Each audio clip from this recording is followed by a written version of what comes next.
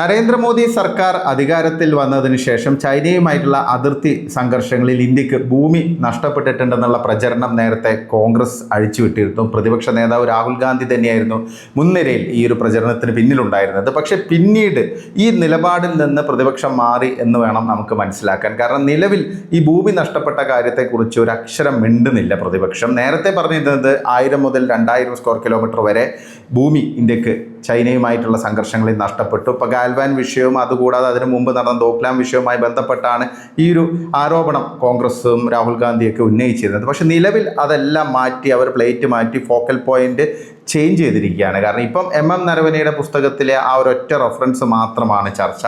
അതിൻ്റെ ബലത്തിൽ കേന്ദ്ര സർക്കാർ ശക്തമായൊരു സർക്കാരല്ല, കൃത്യമായിട്ട് തീരുമാനം എടുക്കുന്നില്ല. സൈനിക മേധാവിയെ, അതായത് അന്നത്തെ സൈനിക മേധാവിയായ നരവനെ ആകെ ബ്ലാങ്ക് ആക്കി 2 മണിക്കൂറോളം അദ്ദേഹത്തിന് കൃത്യമായിട്ടൊരു തീരുമാനം എടുക്കാൻ പറ്റാത്തൊരു സാഹചര്യം ഉണ്ടായി. സൈനിക മേധാവിയോട് പറഞ്ഞ് എന്താണോ നിങ്ങൾക്ക് ഉചിതമായി തോന്നുന്നത് അത് എടുത്തോളൂ, അങ്ങനെയൊക്കെ പറഞ്ഞ് കേന്ദ്ര സർക്കാരിനെ പ്രതിക്കൂട്ടിലാക്കാനാണ് ഇപ്പോൾ രാഹുൽ ഗാന്ധി ശ്രമിക്കുന്നത്. അതായത് രാഹുൽ ഗാന്ധിയുടെ ഒരു പോളിസി എന്ന് പറയുന്നത് തന്നെ ആദ്യം ഒരു ആരോപണം ഉന്നയിക്കും. ആ ആരോപണം തെറ്റാണെന്ന് തെളിയുകയാണെങ്കിൽ, അല്ലെങ്കിൽ ജനങ്ങൾക്കത് മനസ്സിലാവുകയാണെങ്കിൽ മെല്ലെ ട്രാക്ക് മാറ്റി അടുത്ത ആരോപണത്തിലേക്ക് പോകും. അപ്പം അതുകൊണ്ട് തന്നെ ആദ്യം ചൈനയുമായിട്ടുള്ള സംഘർഷങ്ങളിൽ ഇന്ത്യക്ക് ഭൂമി നഷ്ടപ്പെട്ടു എന്നുള്ള പ്രചരണം നടത്തിയ കോൺഗ്രസ് ഇപ്പോൾ വേറെ കാര്യങ്ങളാണ് സംസാരിക്കുന്നത്. അപ്പോൾ ഇതാണ് കോൺഗ്രസ് പാർട്ടിയുടെ ഒരു ക്രെഡിബിലിറ്റി.